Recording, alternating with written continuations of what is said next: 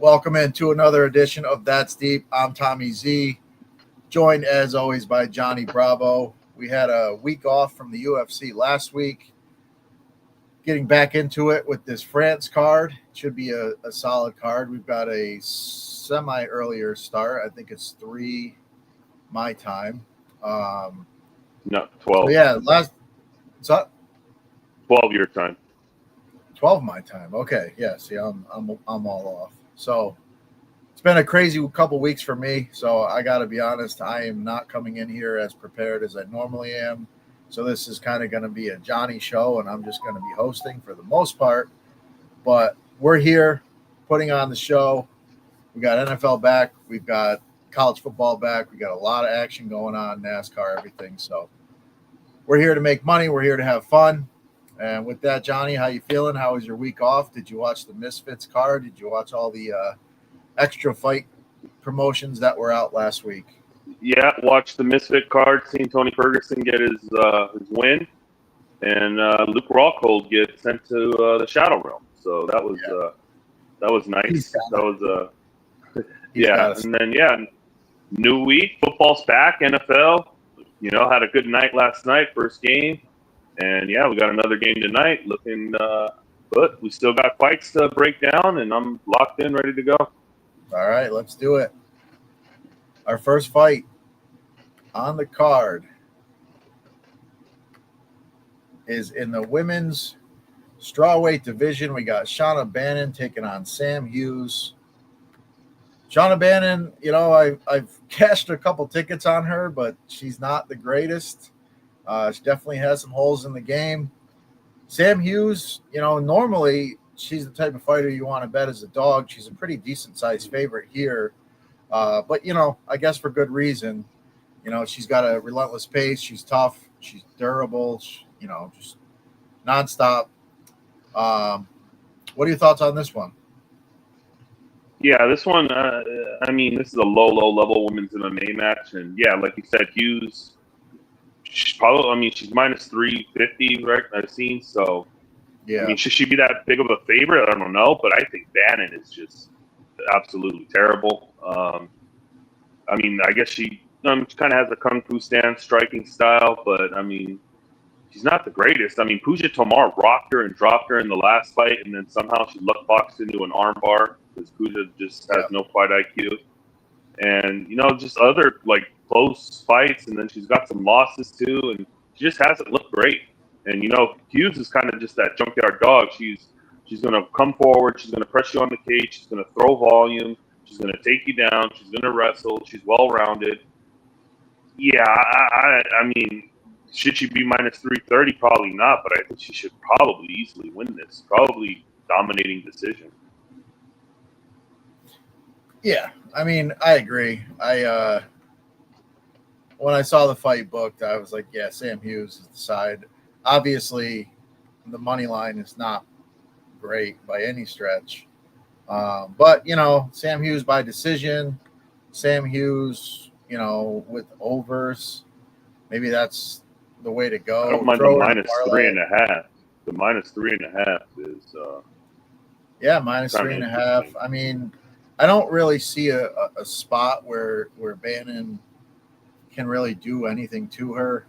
She's got that kind of tricky, karate style that can be, and she does have some decent striking. It's not like she's terrible, but Sam Hughes just kind of comes forward and, she'll take a few shots to get in and land a few. So, I like Hughes. I did throw her in a parlay. I've got her tied. What did I tie her to? I tied her to something. I think 4 catches for McConkey in tonight's game, which was right around even money. So I've got that.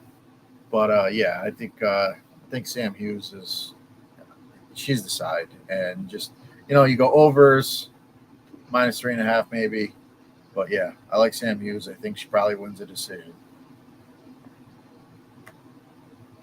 All right. Our next fight is in the welterweight division. We got Andreas Gustafsson taking on Renat Fakhretdinov. This is a somewhat close fight. I mean, Fakhretdinov, he's a good wrestler. I'm not really sold on him overall. I don't think his cardio is the greatest. But he does. If he gets the wrestling going, he can be a problem. What are your thoughts on this one? Yeah, this should be a banger. I'm really looking forward to this one. I mean, I don't see how this fight isn't like a war. I mean, we've seen Fakhretdinov kind of like recently not. I mean, he's getting wins. I mean, the robbery win over Liao, and then he's just always the cardio seems to fail him. He's a good 2-round fighter. And the grappling is good, but can he control and hold down Gustafsson? I'm not so sure. Gustafsson's a big, strong guy. He's going to want to push you up on the cage. He's going to want to land dirty elbows, make it grimy, wear on you. And I just don't. I think this is going to push Fakhretdinov's cardio. And we've seen a lot of these close fights this guy's in. And I think Gustafsson is probably going to be doing a lot more work here and just making it dirty, grimy fight, But Fakhretdinov he does have power in his hands. The striking isn't the greatest. So yeah, I mean, this should probably be a war, and I don't know. I'm leaning Gustafsson gets the job done here, but I could see this just being an all-out war and crazy fight. Yeah, I mean, I agree. I think it's going to be a good fight. It's going to be close. Fakhretdinov early in fights obviously is very strong. He's tough. He's durable, but that cardio kind of just is not the greatest. And yeah, I think in this fight it's going to be a tough fight, and they'll be back. It could be another like 10-8 situation, like the Zaleski Dos Santos fight where he won the first two, but he just got absolutely battered in the third round and almost finished. And it was a 10-8 round, and it was a draw. So yeah, and I will say, I mean, I thought Gustafsson. I saw him on the scales. I thought he looked pretty good. He looks like he's in great shape. Looks like he's strong. So, I mean, I expect him to win down the stretch. And yeah, I like Gustafsson to win. Yeah, Gustafsson over 1.5. I mean, I saw him at like minus 115. So yeah, go over 1.5, you probably get it to plus money. But yeah, I mean, I think it's a pretty good scrap. But I gotta fade the cardio of Fakhretdinov here and roll Gustafsson on this one. All right, moving right along here. We've got a middleweight bout between Brad Tavares and Robert Brischek. And, I mean, I really didn't think I'd see the day where Tavares was a favorite in the UFC anymore. But here we are. This is a fight that, I don't have as much on Brischek as I would like. This is one I'll probably look at over the next couple days. But, Tavares is a pretty decent-sized favorite here. What are your thoughts on this one? Yeah, I mean, Brad Tavares kind of these, kickboxing style, point style, doesn't have a lot of power in his hands. He's an old guy. I think he's borderline almost kind of washed. But, we've seen he's always been known for his durability, and we've seen his chin get cracked, and we've seen that kind of waning, But technically here, he should definitely be the more technical kickboxer. Brischek, I mean, he's not the greatest. I mean, he's kind of like a wild man. There's no technique behind his strikes. He throws with everything he has in every punch. Just not the greatest technically, but he does throw wild. He does have power, and he probably could catch Tavares on the chin. But other than that, if this goes 15 minutes, I don't know how he wins a decision. But I think he wins the fight. But like you said, at minus 225 now, little money came in on Brischek. It's like, I'm not so sure I want to lay the minus 225 on this guy. Yeah. But, yeah, I don't know. I could see him getting caught and put out here. Yeah, that's the thing, man. I've kind of I gave up on him, I don't know, a year and a half or so ago. I forget when. It was probably closer to 2 years ago now when he got knocked out And I thought, okay, now the durability's gone. But he's kind of, he's come back. He's shown a little something recently. Yeah, the GM3 fight was a decent performance. Yeah, so I mean, I guess he's still got a little something, and I think obviously anybody can be knocked out at any time. It's just the way it is. It's the UFC, it's MMA, but yeah, I mean, I think Tavares, Tavares is the side here. Maybe bet him with the overs, but maybe look to get a live number in on this. Yeah, it could be. That could be maybe.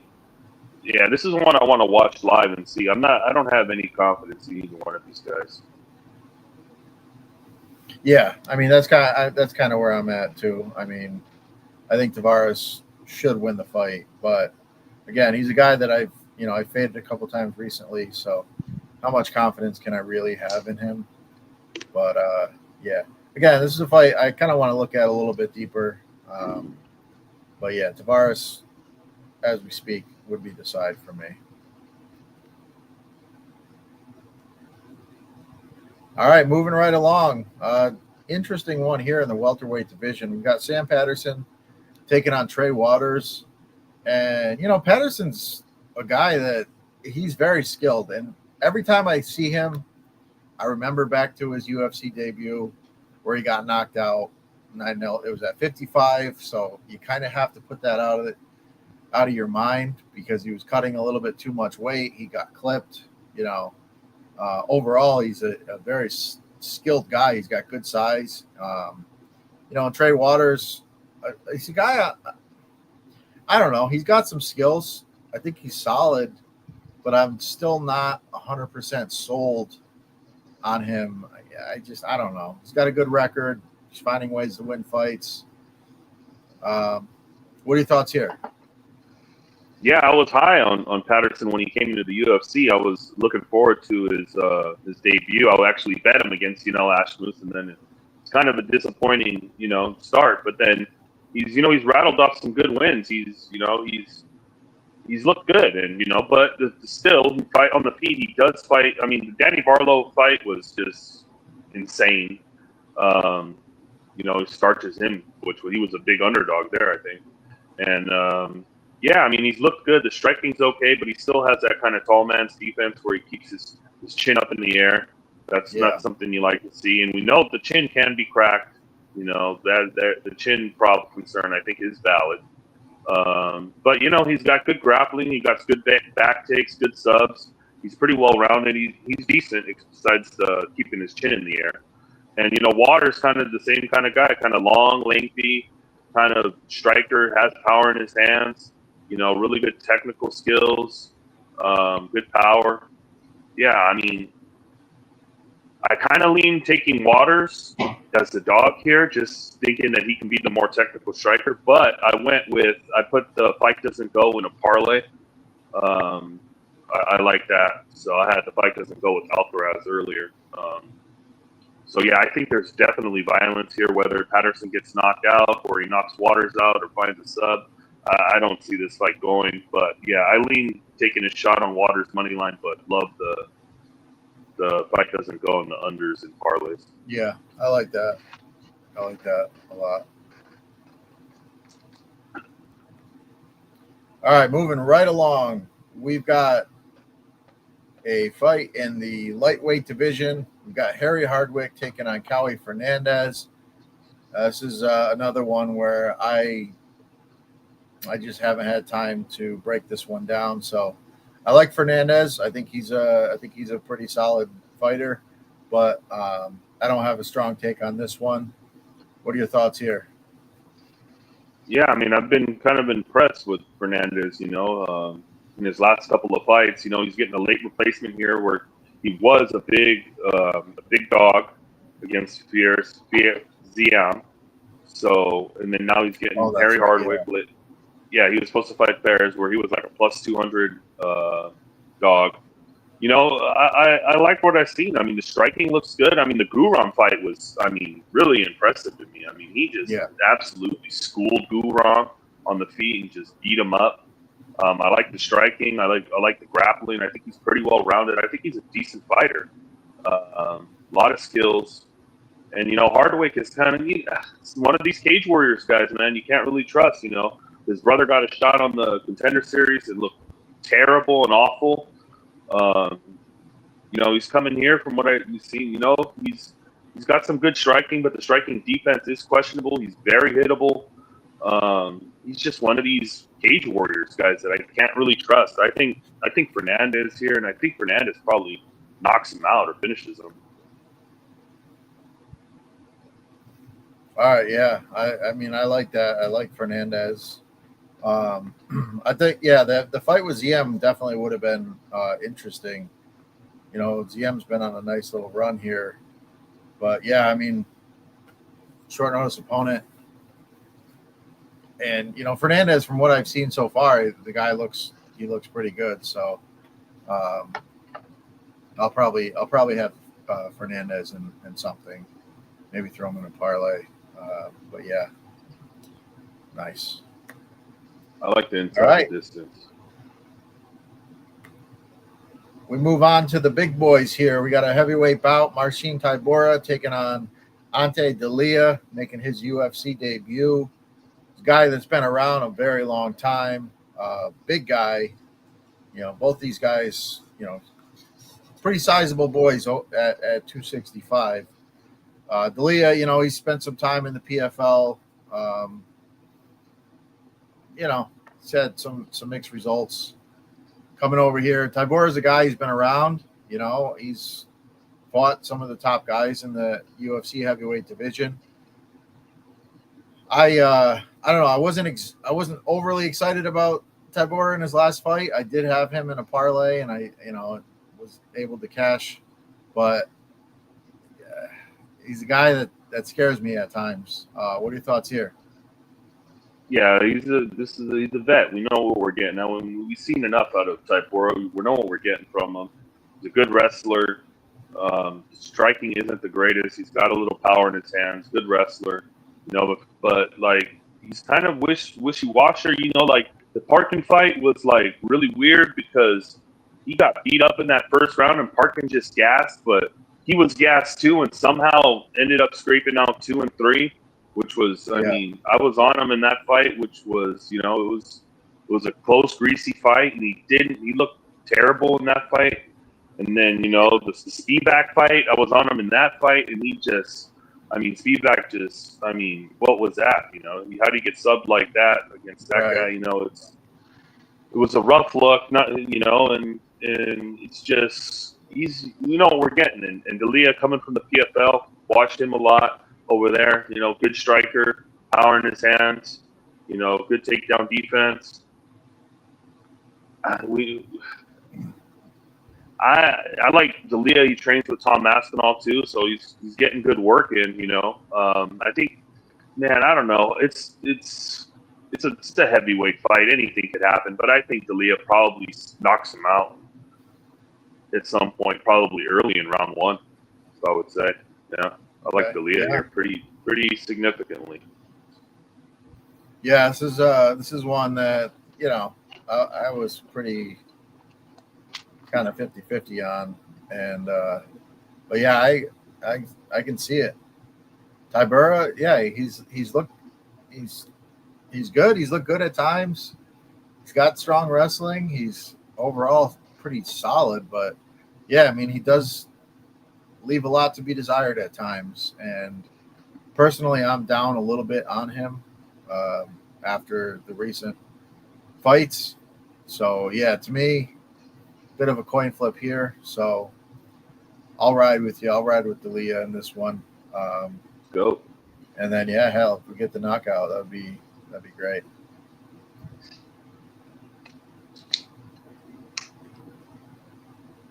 All right, moving right along here. We're in the light heavyweight division. We got Omar Sy taking on Bredison Ribeiro.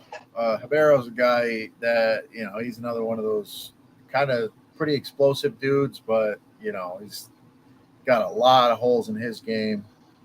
Omar Sy, overall, pretty solid. still not 100% on, what the ceiling might be with him. But what are your thoughts here?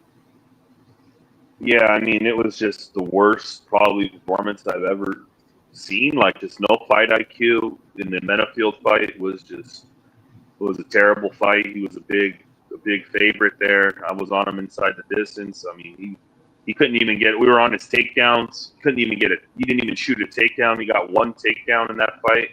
It's like he wants to strike, and he does have power in his hands, but he has a big advantage here in the grappling realm. Or if he gets this guy to the ground, he could get this guy out pretty quickly by sub or ground and pound. It's just whether he wants to wrestle or does he want to mess around on the feet. You know what I mean? Yeah. Because Ribeiro has 0% takedown defense. He's never stuffed a takedown in the UFC. So the game plan would be to take this guy down, grab his neck, or pound him out. You know what I mean? But, Ribeiro, he's got no chin either. The chin is non-existent. You know what I mean? He got that fluky win over Dyer Nordije. We've seen already that guy is just absolutely dreadful. You know what I mean? Ribeiro does have power in his hands, and I mean, if he hits you on the chin, then you're gonna go down if you hit him in that first round. The cardio isn't great. The cardio is probably terrible. And yeah, he's got that 5-minute power bomb in his hands that he could land. But I see going the easy route here and just taking him down easily. I mean, if he doesn't, then this guy needs to be cut immediately. If you don't shoot in right away and just take this guy down, he needs to be cut because there's just an easy path here. I think he gets it done inside the distance. I'll be honest, inside the distance. Yeah, definitely. I like the inside the distance look.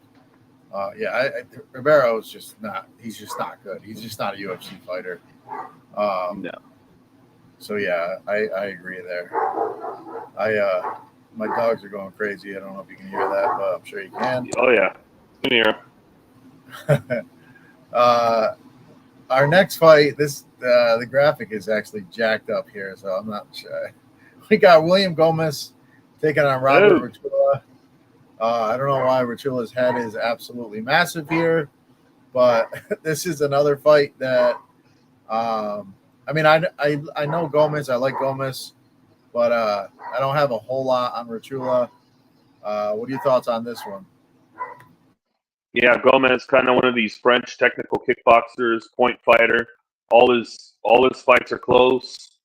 We were on Hyder Emil in the last fight against him, which was, a great cash. Hyder Emil was a big dog there, but he's overall reliable and solid. He's good technical kickboxer.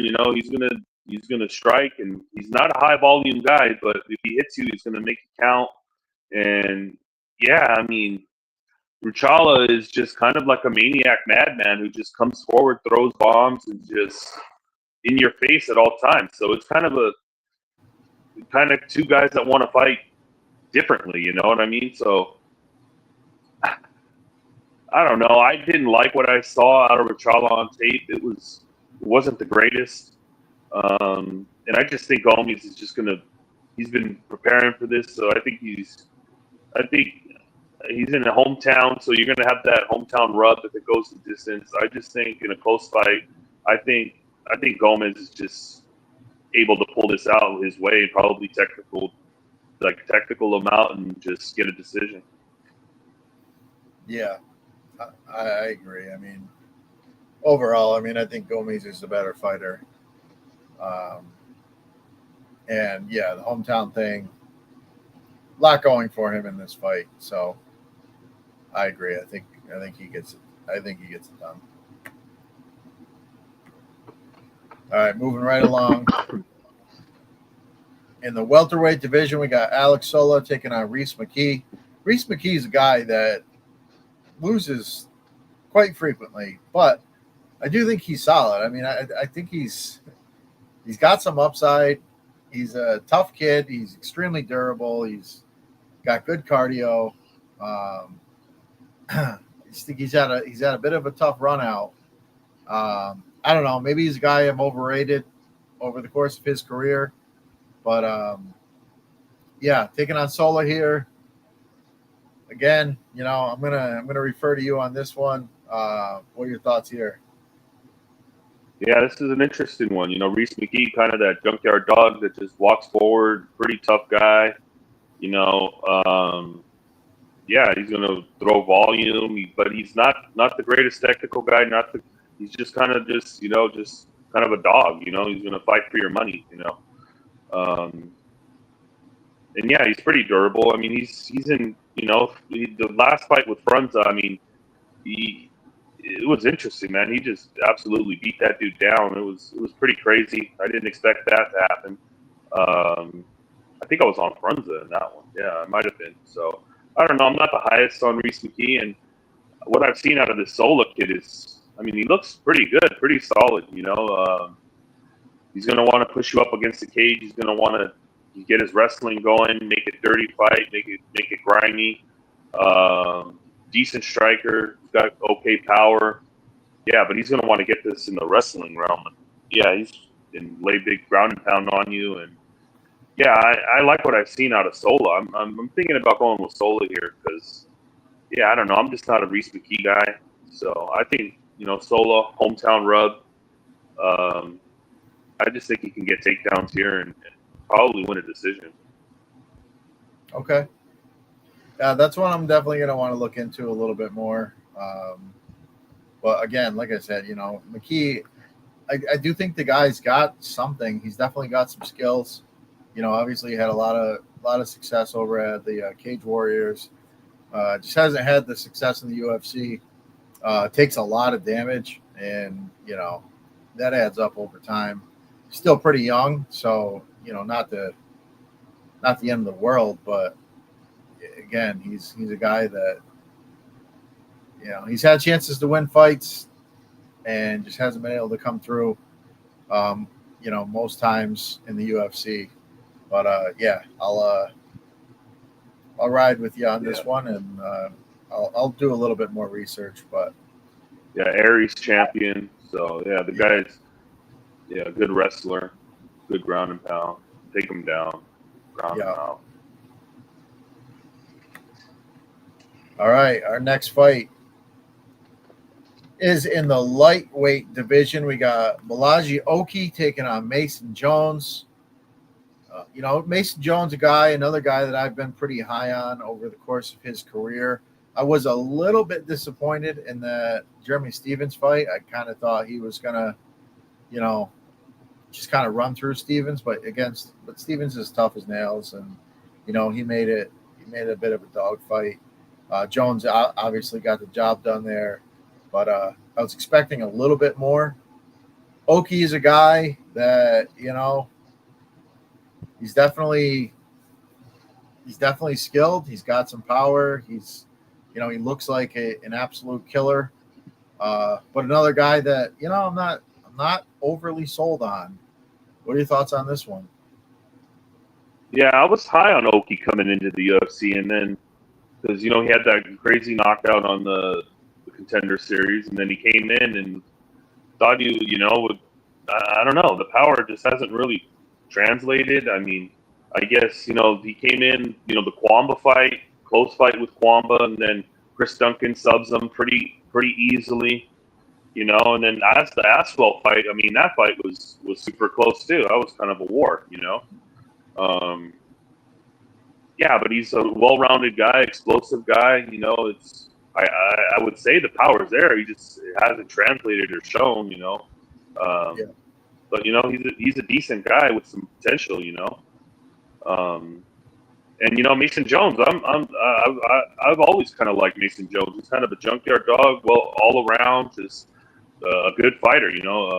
Just well-rounded. Tough run out initially. In the UFC. A lot of close fights. And yeah, since he came back. Jeremy Stephens fight maybe wasn't the best to look. He probably should have finished Stephens, but I mean, he kind of just went in there and went to go to war with him, which was interesting game plan. Yeah, I mean, there's a clear path for Mason here is to try to get some takedowns. Even though Oki's takedown defense is pretty decent, but I think Mason could get some takedowns here and get some control time and yeah, I like Mason Jones here. Yeah, me too. I just think he's a tough overall fighter. He's got good skills. He can go to war with guys, and we've seen it a few times in the UFC. And I just think overall he's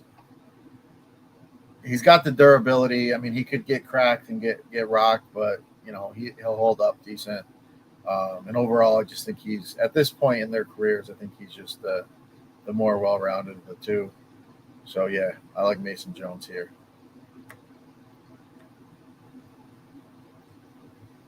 All right, moving right along here. We in the lightweight division got Modestas Bukauskas taking on Paul Craig. Paul Craig's a guy that I've always had a soft spot for. I bet him on multiple occasions. Sometimes when I shouldn't have, but sometimes he comes through. And he's cashed some pretty sizable tickets for me. Taking on Bukauskas here, who's definitely the much better striker. He's a big dude.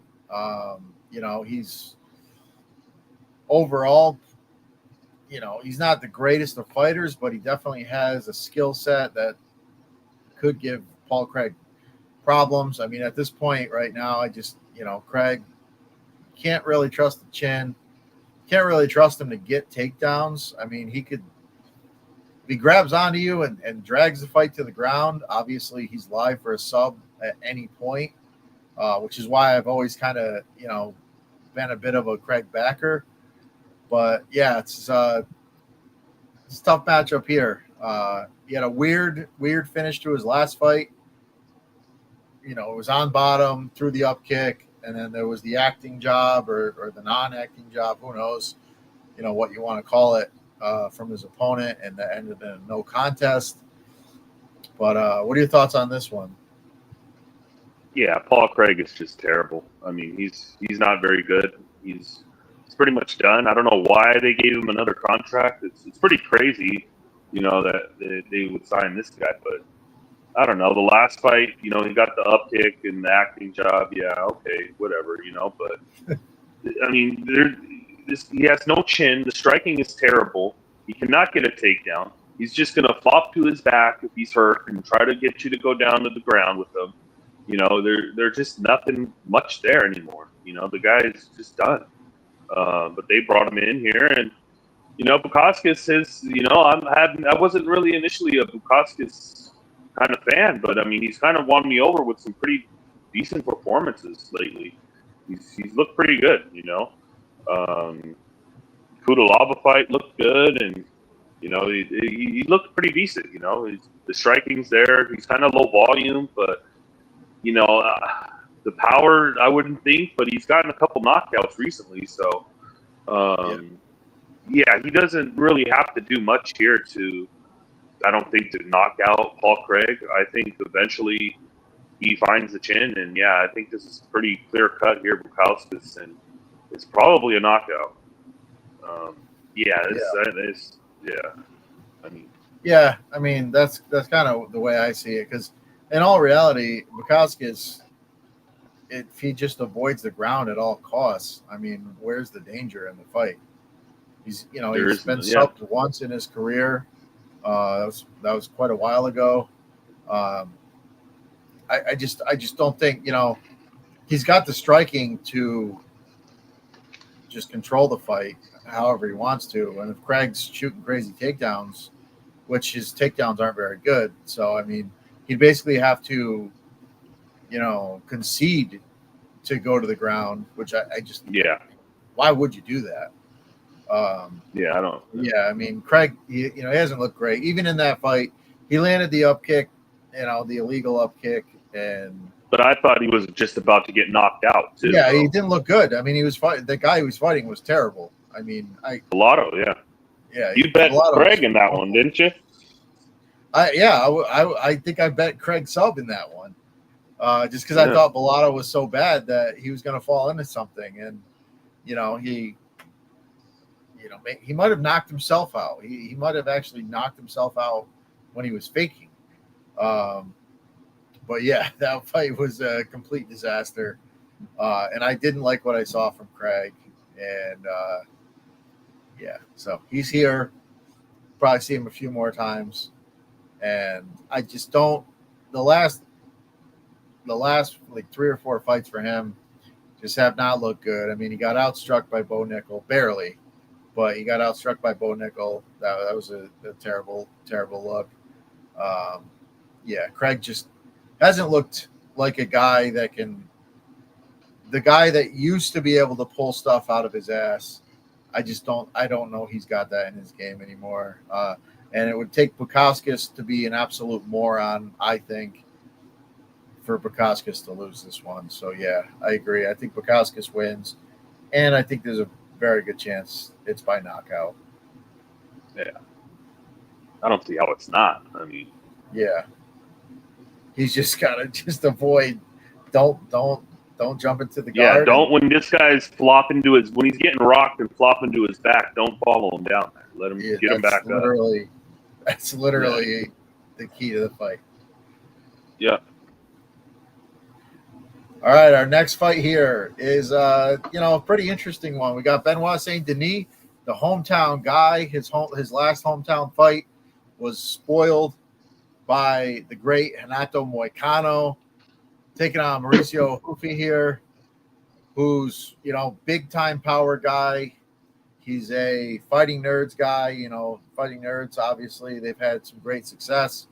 He's another one of those guys. He's got big power. Volume's not really always there, but he's definitely always dangerous. Cardio, you question. But Ben Saint Denis, he had that loss to Poirier. He had the staph infection. He had the loss to Moicano. Not a great look, but I will say he did look like he was coming on kind of strong. Looked like Moicano was kind of fading in that one, but his eye was basically swollen shut, and eventually that fight got stopped because of the first round damage. But I think this is a pretty interesting fight here. What are your thoughts? Yeah, I think this is probably going to be a war. I mean, all of Benoit Saint Denis' fights are pretty much a war. The guy's a fun guy to watch. He's just he just goes in there and he just goes to war with you. And, the stand up is the stand up defense is not very great, but he's going to walk forward. He's going to throw bombs. He has good kicks. He's got good wrestling. He's a junkyard dog. He's a beast. I like Benoit Saint Denis. And in that Poirier fight, he was winning that fight until he got caught and gassed out because he had staph. So if he beats Poirier, he's in a whole different trajectory right now. Yeah. Did not look great in the Moicano fight. Moicano took him down and kind of just destroyed him. And then, like you said, he was coming back in that one. And the Prepelec fight, his last fight was, I don't know. It was. I mean, he finished the guy pretty quickly, but I mean, he didn't look the greatest in there. But he should have just finished Prepelec, But he didn't look the greatest. He didn't look the greatest. Prepelec was kind of making it interesting, until he wasn't. And Hoofy, what can you say? Fighting Nerds, wannabe Conor McGregor, uses that same kind of bladed stance. Emulates his game after Conor. Precision striking, low volume, but when he hits you, he makes it count. That Bobby Green spinning wheel kick knockout was fucking insane. Fucking nuts. And then he had the fight against what's his name? The Lontop fight where he kind of gassed out in that third round, and then but Lontop was like, what wasn't he, like 5 pounds overweight? Because it was a short notice replacement. So I mean, he kind of gassed in that fight, but he's in there with the heavier guy, the bigger guy. And Lontop's he's got a block for a head. It's hard to knock him out. You know what I mean? He does. And it's right now. I just think the striking, the difference is, on the feet. It's Benoit Saint Denis' path here is clearly taking him down, holding him down, laying ground and pound, getting his back, getting a sub in or something like that. Because on the feet, I just think he's so hittable on the feet. Like, this guy's going to make you pay. And, he could land some serious damage here. He's a precision kind of guy, and He makes every punch count on the feet. You know, that's why he's kind of low volume. You know what I mean? Yeah. So yeah, I've kind of been back and forth on this one kind of all week, and we're looking into it. I like the under here in a parlay. I don't mind that. I think someone's getting finished here. I don't mind the under 2.5 in the parlay, or fight doesn't go in a parlay. And I'm leaning the Hoopy knockout. I think he eventually just able to catch him with something, hit him with something big and hurt him. I could see that. Because Benoit Saint Denis is just going to walk with his face just right there in his, you know. Yeah. Yeah, I kind of like this as a live spot. I'm kind of curious to see because I do feel like if you see Benoit Saint Denis going to the wrestling, I think you got to bet him live. Yeah. The thing is, if he goes to the wrestling, I think he's got a pretty good chance to win. Obviously, he is the hometown guy, so that's going to kind of play in his favor. The cardio, you got to give Benoit Saint Denis the cardio edge. We throw the Poirier fight out. You can't really count that. We know he can take a beating, which is another thing. He could get hurt early in this fight, and if he survives, he's going to come forward. Even in that Moicano fight, he took a hell of a beating in the first round, and he was still coming forward. And I was on Moicano in that fight, and I was getting pretty nervous. I thought Benoit was going to kind of take over there. It looked like Moicano got tired, and then we saw in Moicano's last fight he kind of got tired as well. So I think Saint Denis was in, he could have been in the driver's seat there, but the damage that he sustained was what ended up finishing the fight. His eye was swollen, and it is what it is. But he's a guy that's going to go out on his shield. He's not going to quit. You gotta put him away to get him out of there. I think if this fight's close after a round, after 2 rounds, I think Saint Denis probably has the advantage.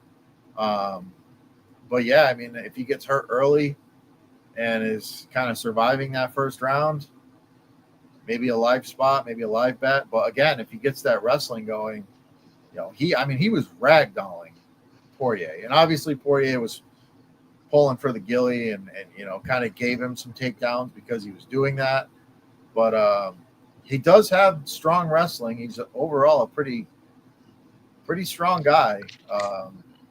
But yeah, Hoofy, that power is real too. So if he can avoid some takedowns early and just kind of pick them apart at range, it could get pretty ugly.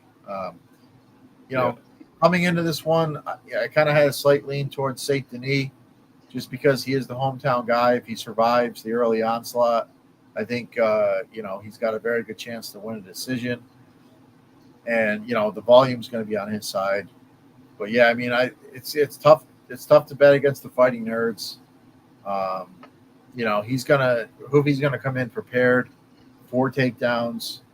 So, if he stuffs a few and then just can work on the feet, it can be a real problem. So, yeah, I guess for the purposes of picking a winner, I'll take the dog shot here on Saint Denis. But, yeah, I don't know. I kind of just want to see how the first round plays out. And, I'm not sure I'll have anything into it. Hoopy KO for me. Hoopy. I don't mind it. I mean, the dude's got the power. Saint Denis can be hit. All right. That brings us to our main event of the evening. We've got Nasruddin Imavov taking on Caio Borralho. 2 guys that are on a really nice run right now. Imavov is a guy that, he's looked bad in fights and found a way to keep coming forward. He's got very good striking. He's got good cardio. We've seen him gas out in the past. We saw him gas out against Sean Strickland. That was up at 205. But overall, I mean, he's shown that he's got the ability to fight later in the fights. And, Borralho, again, another Fighting Nerds guy, kind of like the captain of the Fighting Nerds team. Very good grappling, which could play into this one. Striking, he's not, I wouldn't say he's a great striker, but he's definitely got decent striking. I feel like that's coming along pretty well for him. Overall, I mean, this fight for a main event, this is a nice little 5-rounder here. What are your thoughts on this one? Yeah, this is probably a number one contenders fight, right? So yeah, for sure. Or one of them. Whoever has a better performance out of this fight, and then the Ritter. Who's the Ritter fighting? I'm blanking on it. How am I not? Why am I blanking right now? Anthony Hernandez. Fluffy. Fluffy. He's fighting Fluffy. I love Fluffy. Yeah. God. Yeah, I know. Fuck, I just blank on names all the time. But yeah, so worst. It's either whoever has the best performance out of those 4 guys is probably getting the next shot against Hamza. I mean, either way, it's who's getting fed to the wolf pretty much. But I like Imavov's. He's a decent fighter. He's kind of really technical striking. One of these French technical kickboxer guys. Really good striking. But he's from Russia, so he's got the wrestling too in his back pocket. Cardio seems pretty good. He gassed out against Strickland, which was concerning. But other than that, I mean, he's had cardio, and he's been main event. He's had 5, so he's got 5-round cardio. So yeah, I mean, these are 2 guys on a collision course here. They've been calling each other out. They've been talking shit. I mean, Kyle even took a whole year off, and didn't even fight, But, yeah, we know what Kyle's going to bring. I mean, he showed improvements in his striking in the Cannonier fight, which is pretty impressive. I didn't see that, him having that kind of striking, which was a pretty big jump there. He looked good on the feet there against Cannonier, landed some big shots, But his game is pretty much, he's a grappler. He's going to want to get you down. He's going to want to take you back. He's a really slick grappler, good grappling here. Yeah, these are 2 good guys, on a collision course here. And Imavov's at home. He's in France. He's got good takedown defense. He's got good wrestling. If it's on the feet, he's going to land a lot more precise shots, I think. And I'm not still completely sold on Kyle's cardio. Not on Kyle's striking, not his cardio. Yeah. That slipped out. So, so I just think Imavov's just a more precise striker here, and he's at home. He's going to get the hometown rub in a close fight. I could see this being a close fight. I mean, it's line like that, and give me the dog when it's close, and you're going to give me plus 110 on Imavov when I think he should probably be the favorite in this spot. So, yeah, I'm going to have to take the hometown kid, and give me Imavov. Yeah, I kind of agree. I mean, I feel like no matter who's the underdog here, that's kind of the side you want to be on. I think both guys have a legit shot to win.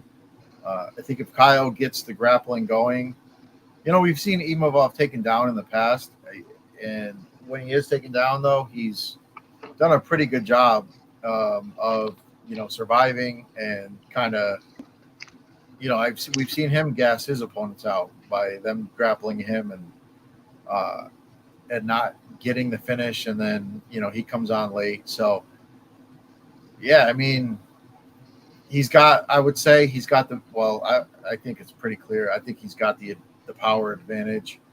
He is the better striker. Knocked out Izzy. I mean, the way he knocked out Izzy was nuts, where Izzy was looking like himself, and then all of a sudden, bang, he hits Izzy, drops him, and then, it was the eye poke, too. The eye poke had something to do with it, but, right.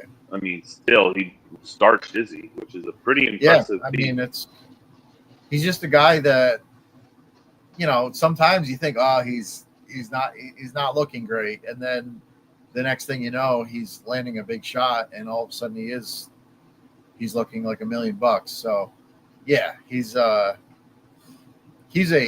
very tough out. He's going to be there for 5 rounds. Obviously, he's preparing. He knows he's right around that title shot. So, you know, I don't really question the cardio on either one of these guys. Imavov as a dog, you know, I think it's a pretty solid shot. He's, you know, the hometown guy. He's going to have the crowd behind him. Don't like betting against the fighting nerds, you know, and but yeah, I don't know. Imavov just seems to be a guy that just seems to find a way to win, and I think you're right. I think he can find a finish here, or not a finish, but I think he can find the win. Um, it just, yeah, I think overall, I think he gets it done. So I'll take the shot with you. All right, so that's it. We're all broken down. We've got an earlier fight start, which is, you know, with, you know, we're what, 16 hours away. My math is terrible, but we're pretty close to the card. We got, you know, college football. We've got NFL tonight after this show. We'll have the live show with Keg and the boys breaking down and betting the Chiefs Chargers game. So you're going to want to stay tuned for that one. Use promo code NFL40 to lock in 40% off the season at Nuke the House. This is, bar none, the best time to be at Nuke the House.